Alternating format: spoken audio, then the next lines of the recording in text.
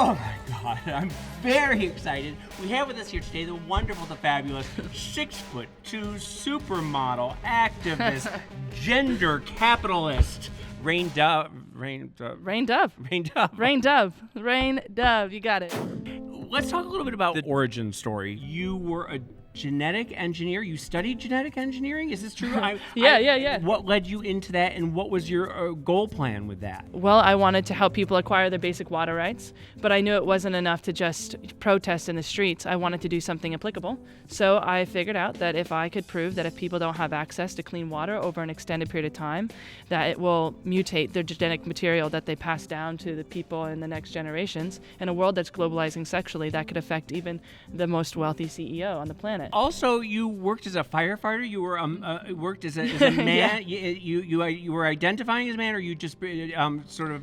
Yeah, all my life I grew up thinking I was an ugly girl, and I'm feeling like the F on my birth certificate just stood for female, and that it stood for failure. Then when I became a firefighter, I was a wilderness firefighter in Colorado. Right. I walked into the room, and after a whole life of feeling like a failure and feeling ugly, someone mistook me as a male. I was like, okay. All right, I'll go with it. I could Mulan the shit out of this thing. How long did that last for? 11 months. 11 months. So I thought it was only going to last for a couple hours, and I'd be like, psych, and then they'd be like, you're cool, you're like one of us, it's cool. But then I realized I was in a very conservative environment.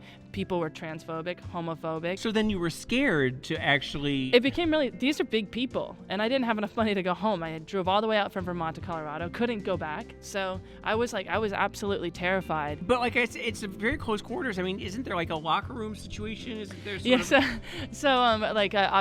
sometimes there are group showers, and I would say things like, they'd be like, bro, like, you don't have to be shy, man, we've been together for like 6 months. And I'd say things like, don't be a I would just like totally play on my own like sexuality, on my own identity, and just be like, why are you trying to look at my dick, dude? Like, stop it, it's gay, stop. Because they were all like that was how they operated.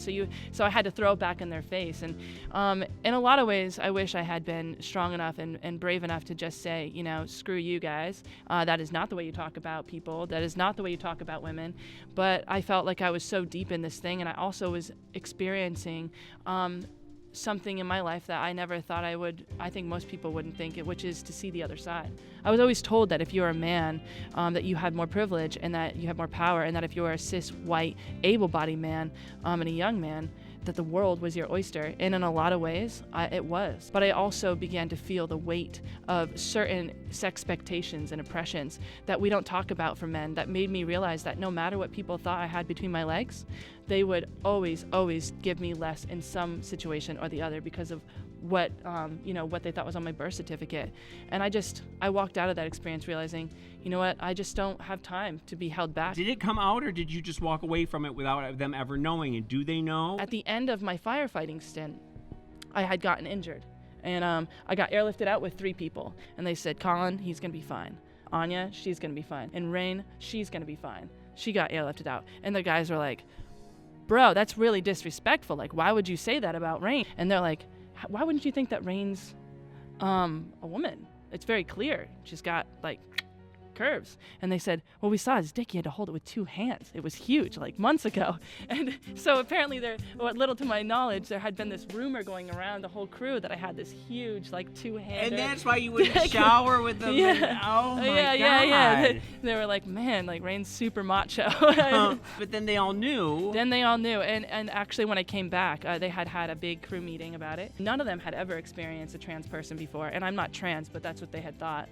And they were really respectful, except for one firefighter who came up and said, why didn't you at least show us your tits when we were around the fire? And I was like, that's a fair question, though, because they're pretty nice. But yeah, fair, that's fair.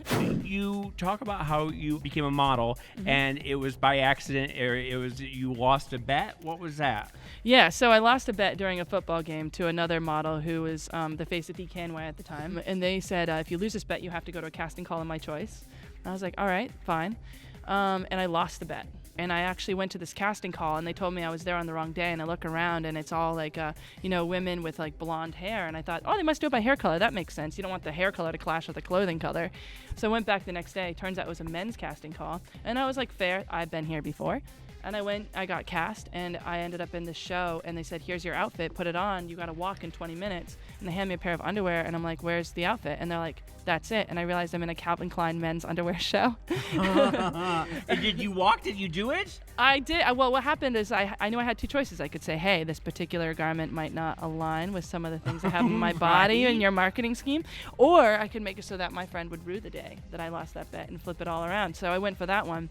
And as they were like, Rain, come out. Where are you? Where are you? Where are you? I came bursting out of the dressing room, just underwear, double D's, like going side to side down the runway. And the casting director, it looked like they were just like, no, because Calvin Klein is very conservative on runway shows. Sure. And then after that, of course, people started reaching out. I wasn't going to do work. It turned out that a lot of models, they work for free in the beginning. They desperately take opportunities, but I really didn't want to do it because I hated the idea of doing it. And somebody said, all right, I hear you don't work for free. How's $500? And I was like, $500? $500. I'll do that. I'll do it. You might not want the photos when you're done, but sure. And what I had created was self-worth and self-value, accidentally.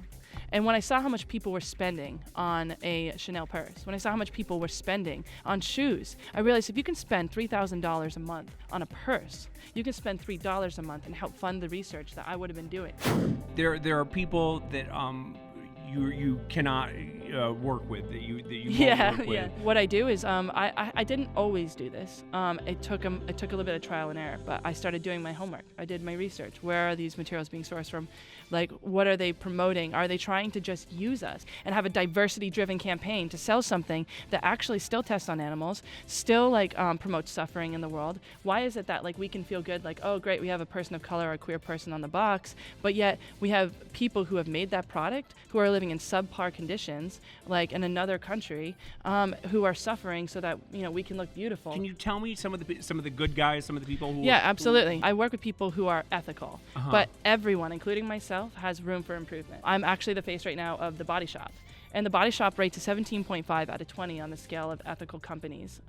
Where can I find the scale? Where is that? So there are several sites. There's an app called Cruelty Cutter, which will tell you, where it's sourced from to their labor practices. Now, The Body Shop still has some place to improve, especially with packaging.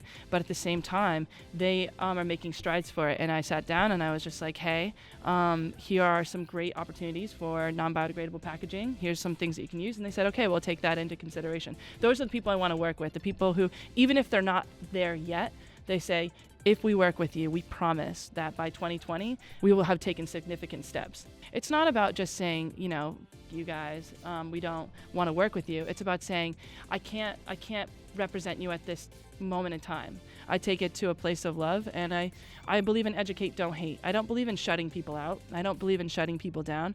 I believe in working together and saying, we have a lot of power. And that power can literally save lives. How can we do that?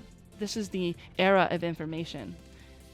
People want to be conscientious about the things that they're buying more than ever. The idea of fame in the fashion industry has changed. Yeah. And there's no longer the kingmakers that there used to be. It's more in the power of the models and everything like that. So, exactly. Like you said, we have a small group of people who get to decide, you get to be famous and you get to be famous. Now, the people, because of social media, have created marketplaces where you can guarantee sales. So when I like your Instagram, when I follow your page, what I'm doing is I'm endorsing your work and I become a potential client, and that is valuable. Now, what this has done is it's made it so that there are more people of color than ever before. There are more people who are queer than ever before. There are more people of different ability than ever before in our billboards. Now with runway shows, you have to have a minimum of 100,000 followers.